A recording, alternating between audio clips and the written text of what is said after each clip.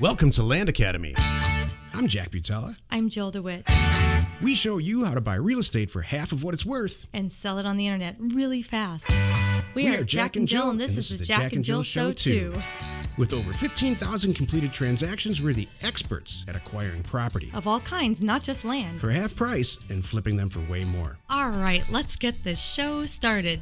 Jack Butala with Jill DeWit. Hi. Welcome to our show today. In this episode, Jill and I talk about how to predict a real estate price dip. That's a nice way to say it, price dip.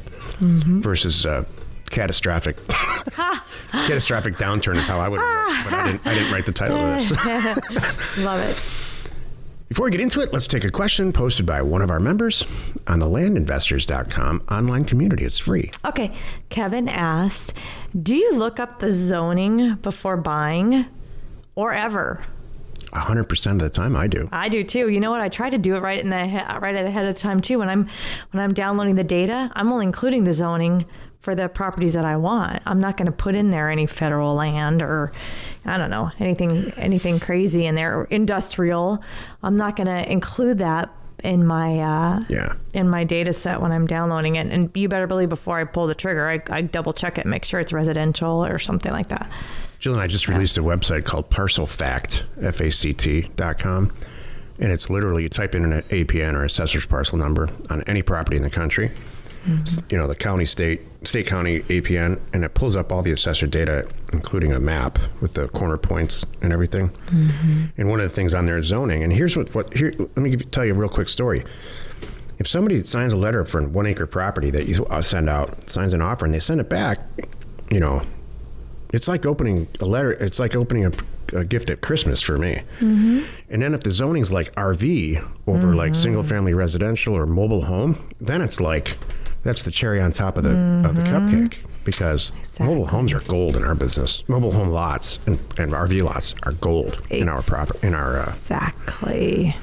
our business. So yeah, I mean, not only do I look it up, you know, before buying, I look it up right when we're on the phone, right when we're making a decision whether or not to say heck yes. It's too easy to look at that all at the same time when you're doing your due diligence. You're pulling up the zoning, you're checking where they stand on their back taxes. It's too easy. Is there an HOA? All that good stuff. Are you quoting me? No, I believe it. Oh. I love Jill, are you making fun of me? No, you have a natural ability to make things in less than one sentence really make sense. Oh, thank you. And I have a natural ability to complicate the hell out of everything. What'd you just say? It's too easy. Thank you. It's too easy to just look it all up all at once and get excited or throw it away. Check all the boxes. Now I'm going to get serious about it. Yep. That's what I do, Kevin. If you have a question or you want to be on, you should have a list of stuff that you look at before you buy.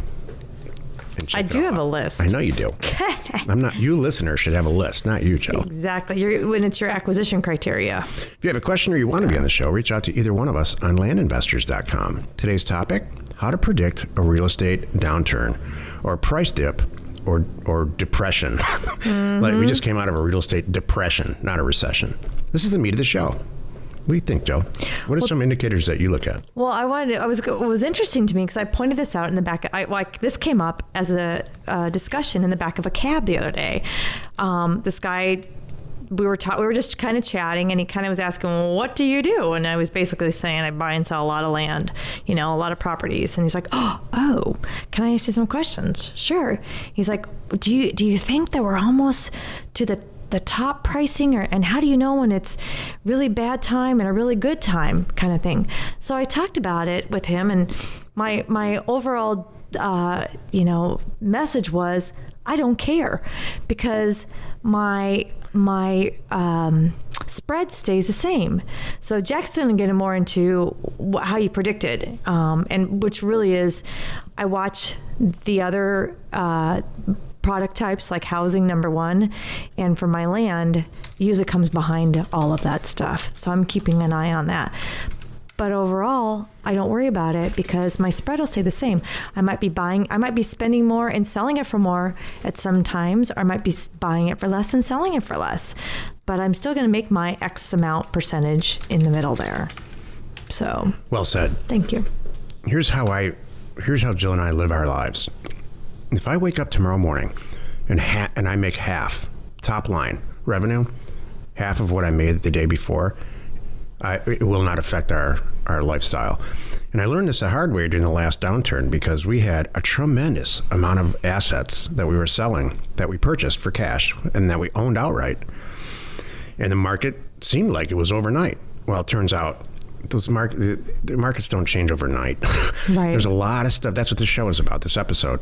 There's a lot of indicators that now, with a little bit more wisdom, I watch all the time so that I can basically predict when this is going to happen within reason. You can't predict the day, but you can pretty much predict like the quarter, the financial quarter, fiscal quarter that's going to happen. And I'll share them with you. I microscopically watch entitlement applications. What the hell is that? Entitlement applications are out west here. When you want to do a subdivision, when a large home builder, like let's say Shea Homes or Toll Brothers, these are huge home builders, and they do master plan communities in Phoenix and Los Angeles. I just read that Phoenix is the single largest growing city in the country. Seriously? Yeah, number one. That's awesome. Number two is something in Florida, and number three is Las Vegas. Huh. Anyway, because they have the real estate that just completely keep going outward. Anyway, if you watch entitlements, which is the application process for these home builders to subdivide land to build houses on, they're going to start to dip. And end over end, month over month, if they really start to go down, that's a huge indicator. You may not notice it in your land business at all. It's a massive indicator that there is something's coming. You also want to watch commercial occupancy rates go up or down.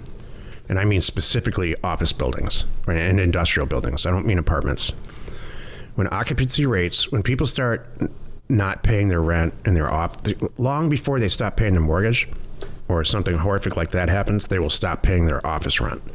And that's a real good indicator that something's going on. And I don't mean a little blip. I mean, it's going down.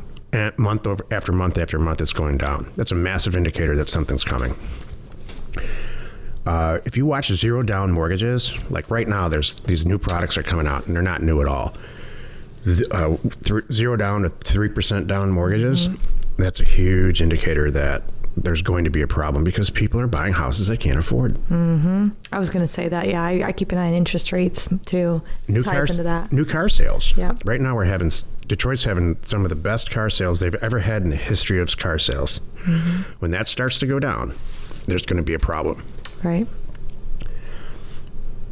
What's last is land for some reason.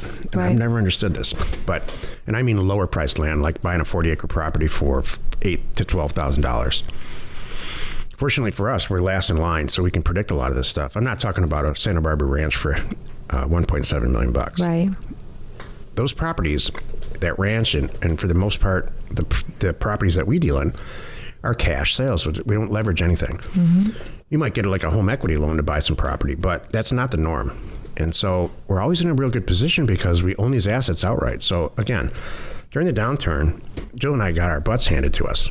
And here's why. And it was not so much that the market failed or we did anything wrong. We relied exclusively on one channel of sales, eBay. And that is what really crashed, not the land sales business. And we recovered just fine. What ends up happening, like Jill said, is you just buy it for a little bit less and then sell it for a little bit less.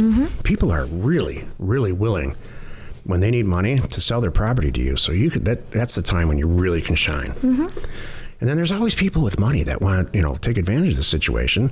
You can sell it. Yeah, you're right. You just brought up a whole nother topic. When the market is down, there are a lot of us that jump on that opportunity. Great, now I can afford to get into that area. Congratulations. I hate to use Katrina as an example, but during after Hurricane Katrina, which was a horrible, horrible thing, but I remember being in New Orleans it was 6 months or a year after that, and people were talking about, we can now afford to live in the area that we always wanted to live in. You know what I mean? Because of the situation, people were moving away, and it really messed up the real estate world. But I personally refuse to. I'm not a storm chaser. No. You know what? When that happened, people were asking me about that. That's way beyond. I know we don't do that, but but I'm just saying. But what I would do, as an overall business model, when prices are down and I can afford more, am I going to buy more? Heck yeah. Here's an example. Right now, we pay Let's use Mojave County, Arizona as an example, which I always do. We regularly purchase 40-acre properties in that area, let's say northern Arizona, for $4,000 to $6,000 right now, and sell them for cash for, I don't know, 10 to 12 regularly. And so do the members in our group. During the downturn, we were buying 40-acre properties for $2,000 up there and selling them for $4,000. And we were doing it less frequently, truth be told. Right. But we were still doing it. Yep. You know, and we didn't change what we ate. We were still putting food out on the table. Was it yippee-ki-yay, we're having a blast like it is right now? No. Were we worried? Hell yeah. But we were still eating. Exactly. And there were a lot of people that weren't during that time. So there's a lot of things you can do, and it's probably the topic for another show, to really diversify your risk. And one of them, and I know this from experience because I made a massive mistake, is using all the sales channels that are available to you. We had all our eggs in one basket with eBay, and it was tough. And it forced us to rethink the whole thing and create a better website, Landpin. I mean, out of that came LandWatch, Land and Farm, Landpin, and all the other things that we do now. Craigslist and Zillow and Trulia. You got to post it everywhere. Exactly. It will sell. No matter how bad it gets, people love cheap real estate. Totally. I'm one of those people. Exactly. Not Jill, though. She's just here for the entertainment. I am. She doesn't like to make money at all. Nope. Not at all. I'm here to talk to people all day long and offer more than I think it's worth, just because I like to talk. Hey, sarcasm. Just kidding. Join us in another episode where Jack talks too much. Oh my gosh. And Jill sits there. Yes, and paints her nails and use inspiration, because that's me. Just about anything you want. We use it every day to buy property for half and sometimes less of what it's worth and sell it immediately. You're not alone in this predictable real estate market ambition. Yeah, this stuff is not that, when you really break it down, you can see what's going to happen in the future. You really can. Yesterday's show was about data. When you really, really look at this from a big picture, you know what's going to happen. Yeah, there should be no surprises. There's no surprises in any of this. People think this real estate, where people get really hung up in real estate is they buy a property and they put it up for sale and they wait to see what's going to happen. Right. Don't do that. Please don't do that at all. I see new people on Bigger Pockets doing that all the time. I don't know, it's not selling. You didn't do your homework. You paid too much. Exactly. Or you're not putting it in front of the right people or enough you people. Mortgaged it. You mortgaged too much of the property, so now the bank's telling you what the price is, not you. Exactly. Bingo. Information and inspiration to buy undervalued property. We are Jack and Jill, and this was the Cash Flow from Land Show. We are the experts at acquiring property Of all kinds, not just land. for half price, just so we can flip it for way more. And really fast. Thanks for listening. You are not alone in your real estate ambition.